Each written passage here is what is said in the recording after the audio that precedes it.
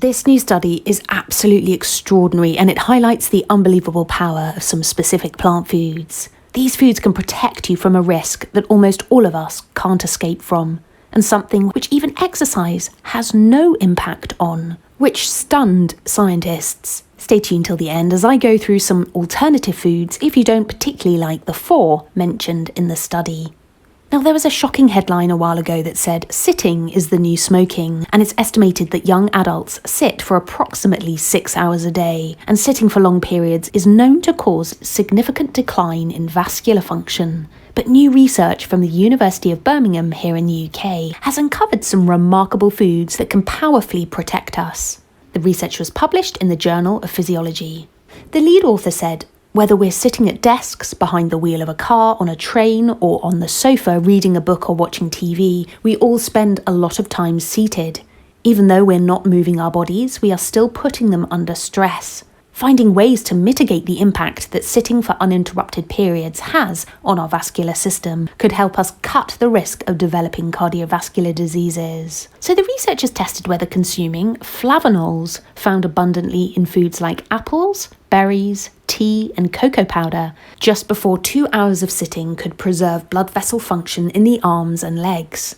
40 young healthy men, 20 who had higher levels of fitness and 20 who had lower levels of fitness, consumed either a high flavanol, 695 milligrams of total flavanols per beverage, or low flavanol cocoa drink, 5.6 milligrams of total flavanols per beverage, before completing a 2-hour sitting trial. The team took a range of vascular measures before and after sitting, including flow-mediated dilation in the superficial femoral artery and the brachial artery, arterial resting shear rate and blood flow, systolic and diastolic blood pressure, and leg muscle oxygenation.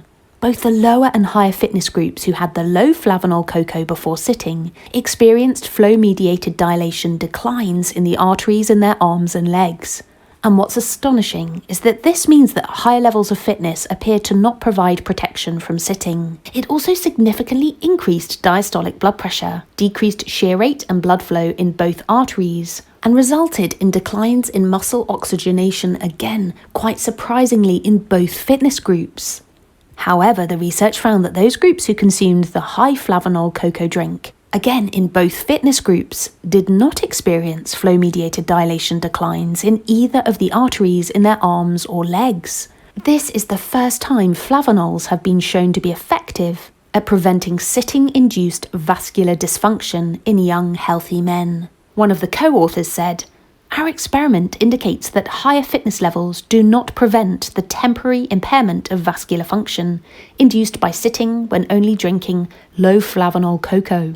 Importantly, after the high flavanol drink, both fitter and less fit participants kept their flow-mediated dilation the same as it was before sitting for 2 hours."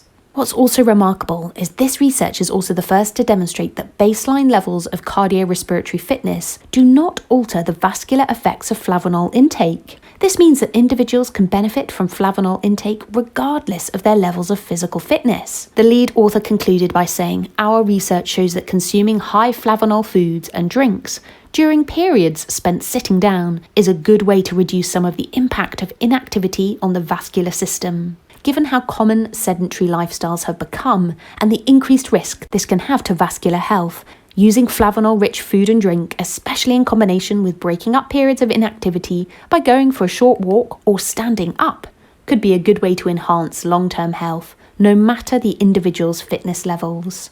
Aside from those 4 foods mentioned, here are some other good sources of flavanols. Grapes are on that list. And next we'll look at what happened when researchers gave participants 2 cups of grapes a day. Did all that sugar outweigh the amazing benefits? Well, let's find out. To view that video, you can click the middle of the screen now, but it will also be pinned to the top of the comments below.